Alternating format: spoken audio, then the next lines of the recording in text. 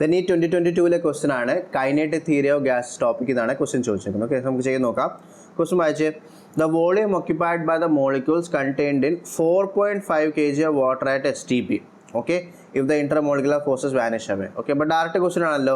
നമുക്ക് എന്താ വേണ്ടത്? ദാറ്റ് ഈസ് ഗിവൺ വെയിറ്റ് തന്നിട്ടുണ്ട് of water at STP. Okay, നമുക്ക് വോളിയാണ് വേണ്ടത് അല്ലേ. അപ്പോൾ ഐഡിയൽ ഗ്യാസ് ഇക്വേഷൻ അപ്ലൈ ചെയ്താൽ മതി അല്ലേ. That is PV is equal to nRT. Direct equation ആണ് അല്ലേ.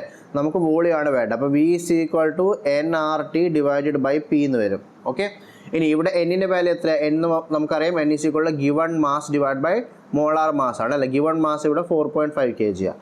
അപ്പോൾ 4.5 kg divide by molar mass of water എത്ര? 18 grams അല്ലേ. അപ്പോൾ 18 ഇൻറ്റു അതിന് കിലോഗ്രാം ആക്കാൻ 10⁻³ ഓക്കെ, എല്ലാം നമ്മൾ SI യൂണിറ്റിലാണ് എടുക്കുന്നത്, കാരണം ഓപ്ഷനിൽ മീറ്റർ ക്യൂബ് ആണ്. അപ്പോൾ എല്ലാം SI യൂണിറ്റിലേക്ക് മാറ്റാം. അപ്പോൾ എന്നിൻ്റെ വാല്യൂ 4.5 ഡിവൈഡഡ് ബൈ 18 ഇൻറ്റു 10⁻³ എന്ന് വരും. ഇൻറ്റു ആറിൻ്റെ വാല്യൂ എത്ര എന്ന് വരും? SI യൂണിറ്റ് ആയതുകൊണ്ട് 8.314 എന്ന് എടുക്കുക.